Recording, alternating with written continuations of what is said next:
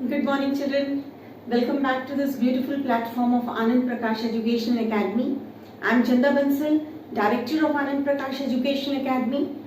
We have been giving coaching for the last 13 years for JEE as well as NEET with all wonderful results. 11th is a bit challenging year, bit difficult, bit tough, but then keep on attending our classes, our video lectures, our online classes, our physical classes, and I'm sure you will be there at the top with all concepts made very simple, very easy for you all. Last class में हमने किया था molarity and molality.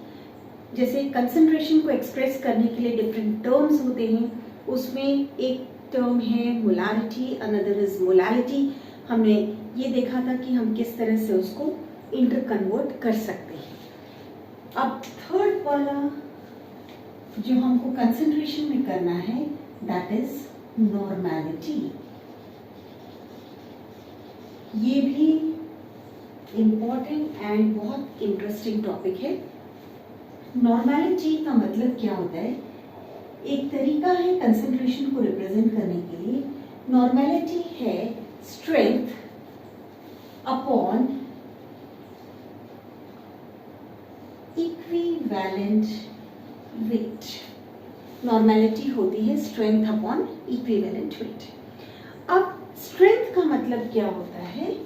Grams of solute present in 1 liter of the solution upon equivalent weight.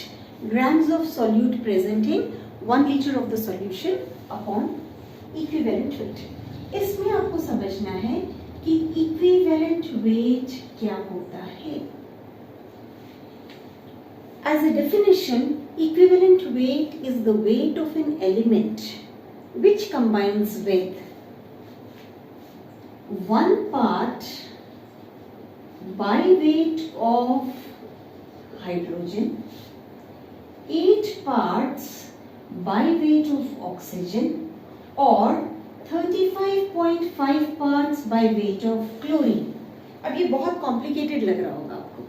ये क्या है? 1 part, 8 part. इसका मतलब क्या है कि इक्विवेलेंट वेट को समझने के लिए आपको ये देखना है कि वो एलिमेंट जिसका इक्विवेलेंट वेट निकालना है वो कितने ग्राम हाइड्रोजन के साथ कंबाइन कर रहा है, वो कितने ग्राम ऑक्सीजन के साथ कंबाइन कर रहा है, या हाइड्रोजन को स्टैंडर्डाइज करने के लिए वो एलिमेंट 1 ग्राम हाइड्रोजन के साथ जब कंबाइन करता है तो उसका वेट कितना है, जब वो 8 ग्राम्स ऑक्सीजन से कंबाइन करता है तो उसका वेट कितना है, जब वो 35.5 ग्राम्स क्लोरीन के साथ कंबाइन करता है तो उसका वेट कितना है.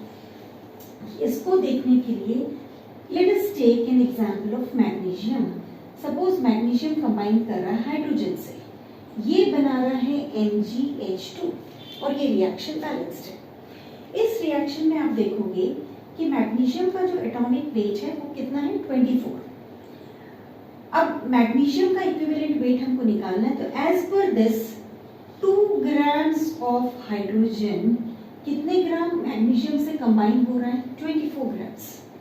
सो 1 ग्राम जो हमने यहाँ पे स्टैंडर्ड लिया है वो कैसे कंबाइन होगा? 24/2 दैट इज 12. तो 12 हो जाएगा इक्विवेलेंट वेट ऑफ मैग्नीशियम. ऐसे ही अगर यहाँ पे हम हाइड्रोजन नहीं लेके क्लोरीन लेंगे तो ये पार्ट हो जाएगा Cl2. अब क्लोरीन का ये भी रिएक्शन बैलेंस्ड है. क्लोरीन के कितने ग्राम्स मैग्नीशियम से कंबाइन हो रहे हैं? 71 ग्राम्स. कंबाइन कर रहा है 24 से. सो हमको क्लोरीन का लेना है 35.5. 35.5 भी कितने ग्राम से कंबाइन होगा? 12. Exactly half. सेम वे इसका मतलब सेम तरीके से आप इसका रिएक्शन लिख सकते हो ऑक्सीजन के साथ. जब ऑक्सीजन से रिएक्शन लिखोगे तो ये हो जाएगा Mg+O2, ये बनाएगा MgO. इस रिएक्शन को आप बैलेंस करोगे. जब ये बैलेंस हो गया, इस रिएक्शन के हिसाब से 32 ग्राम ऑक्सीजन कंबाइन कर रहा है 48 ग्राम मैग्नीशियम से.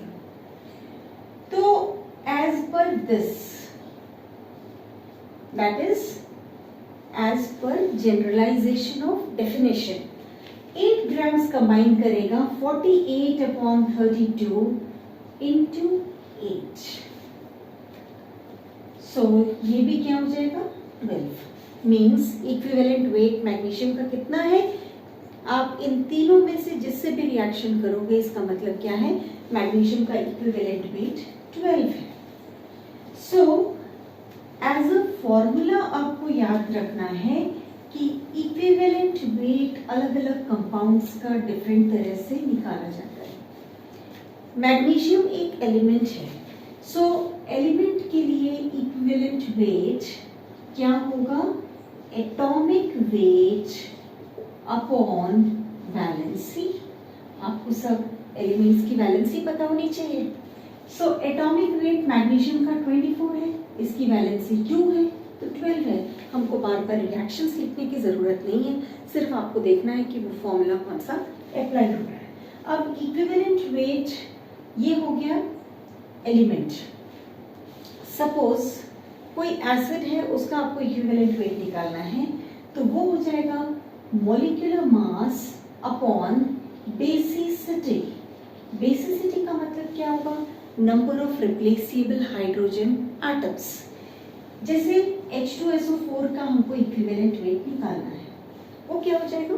मॉलिक्यूलर मास इसका 98 है, इसमें 2 हाइड्रोजन है जो रिप्लेस कर सकते हैं अपॉन 2 मतलब 49 क्या हो गया इसका इक्विवेलेंट वेट। ऐसे अगर बेस का निकालोगे तो इक्विवेलेंट वेट ऑफ बेस क्या हो जाएगा? Molecular weight upon acidity. Equivalent weight of base क्या हो जाएगा? Molecular weight upon acidity.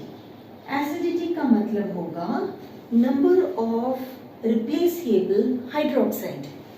जैसे सपोज हमको निकालना है NaOH, इसका मॉलिक्यूलर वेट होता है 40। OH एक single only 1 OH is replaceable here, तो इसकी एसिडिटी 1 हो गई, मींस इसका इक्विवेलेंट वेट हो गया 40। तो इस तरह से आप एलिमेंट्स का निकाल सकते हो, एसिड का निकाल सकते हो, बेस का निकाल सकते हो। फिर आपको निकालना है सपोज इक्विवेलेंट वेट के ऑफ एनी सॉल्ट। अगर सॉल्ट का निकालना है equivalent weight of salt. Salt के लिए क्या है? जैसे सपोज सोडियम कार्बोनेट का आपको इक्विवेलेंट वेट निकालना है तो उसमें हो जाएगा molecular mass upon total valency of metal. यहां पे मॉलिक्यूलर मास कितना है? 40। Total valency of metal Na2CO3 means valency of sodium 1 होती है, सो 2 into 1 दैट इज 2। तो इसका equivalent weight I am sorry Na2CO3 मतलब मॉलिक्यूलर मास हो जाएगा 106 अपॉन 2 मींस ये हो जाएगा 53। 40 जो मॉलिक्यूलर वेट यहाँ पे लिखा था दैट इज फॉर NaOH। अगर NaOH आप लेते हो तो उस केस में 40 है। सोडियम कार्बोनेट का मॉलिक्यूलर मास 106 आएगा, सो इसका इक्विवेलेंट वेट हो जाएगा 53। ऐसे बहुत सारे कंपाउंड्स हैं जिनका इक्विवेलेंट वेट निकालना होता है। अभी इस चैप्टर में इतने सफिशिएंट फॉर्मूलाज हैं इक्विवेलेंट वेट कैलकुलेट करने के लिए। उसके बाद आप आगे जैसे पढ़ोगे तो you will need to know about oxidising agent, reducing agent, इन सब के लिए आपको रिएक्शंस लिख के फिर इक्विवेलेंट वेट कैलकुलेट करना होता है। ये नॉर्मेलिटी के लिए ये सबसे जरूरी चीज थी समझने वाली। स्ट्रेंथ का मतलब जैसे हमने मोलारिटी में किया था मोल्स पर लीटर, स्ट्रेंथ हो गया ग्राम पर लीटर। एक क्वेश्चन लेते हैं लाइक से 20 ग्राम्स ऑफ सोडियम कार्बोनेट है और इसको डिसॉल्व किया है 250 मिलीलीटर्स, इसको वाटर में डिसॉल्व किया है और सॉल्यूशन का वॉल्यूम है 250 मिलीलीटर्स। ये सॉल्यूशन। स्ट्रेंथ को अगर आप फॉर्मूले के टर्म्स में लिखोगे तो ये हो जाएगा mass upon volume into 1000 grams पर लीटर।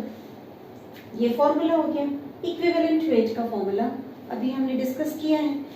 अब इस क्वेश्चन में अगर हमको स्ट्रेंथ निकालना है, इसको स्ट्रेंथ को मैंने एस से डिनोट किया है यहाँ पे, तो मास है 20 और इसका वॉल्यूम है 250 जैसा गिवन है इनटू 1000, मींस ये क्या हो गया 80 हो गया स्ट्रेंथ, दैट इज ग्राम पर लीटर। इसके बाद इसका इक्विवेलेंट वेट हमको कैलकुलेट करना है। Na2CO3 का अभी हमने कैलकुलेट किया था, दैट वाज 53 106/2। सो ये हो जाएगी नॉर्मेलिटी, दैट इज 80/53। अगर इसको डिवाइड करने पे x की वैल्यू आती है तो आप लिखोगे x नॉर्मल। इस तरह से हम नॉर्मेलिटी को रिप्रेजेंट करते हैं। और नॉर्मेलिटी से मोलारिटी भी आप कैलकुलेट कर सकते हो, that is molarity into n factor. So normality जो भी होगी उससे आप मोलारिटी कैलकुलेट कर सकते हो, नॉर्मेलिटी अपॉन n फैक्टर। यदि नॉर्मेलिटी आपको कैलकुलेट करना है मोलारिटी से, सपोज आपको गिवन है कि आपके पास है सॉल्यूशन 2 मोलर H2SO4 और आप नॉर्मेलिटी निकालो। इसमें अगर आपका कंसेप्ट बेसिसिटी से रिलेटेड क्लियर है तो आप कैसे करोगे, normality is equal to molarity into n factor. H2SO4 में n फैक्टर कितना है 2। जैसे जैसे आप इनऑर्गेनिक के चैप्टर्स भी करने लगोगे आपको पता चल जाएगा कि हम बेसिसिटी कैसे निकालते हैं। केमिकल बॉन्डिंग से बहुत सारे कंसेप्ट्स क्लियर होते हैं कि इस पर्टिकुलर कंपाउंड का ये मतलब नहीं होता है कि जितने हाइड्रोजन आप रिप्लेस कर सकते हो, जितने हाइड्रोजन आपको कंपाउंड में दिख रहे हैं उतनी बेसिसिटी है।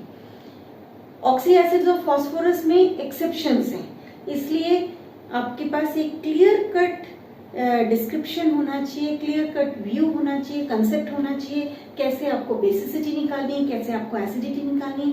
अभी ये फर्स्ट चैप्टर है तो अभी के लिए इस कंसेप्ट को आप ले सकते हो, आगे बहुत सारी चीजें हैं जो आपको सीखने को मिलेंगी। सो इसमें नॉर्मेलिटी क्या हो जाएगा, मोलारिटी इसमें 2 गिवन है और n फैक्टर भी 2 गिवन है, मतलब 4। तो ये आपका आंसर आ जाएगा कि ये 4 नॉर्मल है। सपोज नॉर्मेलिटी दिया हुआ है लाइक आपके पास गिवन है 0.5 नॉर्मल, 0.5 नॉर्मल HCl है और आपको निकालनी है molarity. So normality is molarity into n factor. n factor की डेफिनेशन एसिड के लिए क्या है, बेसिसिटी। बेस के लिए क्या है, एसिडिटी। एलिमेंट के लिए क्या है, वैलेंसी।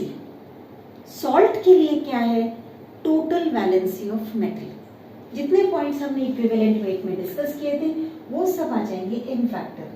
तो इसकी नॉर्मेलिटी गिवन है, मोलारिटी कैलकुलेट करना है।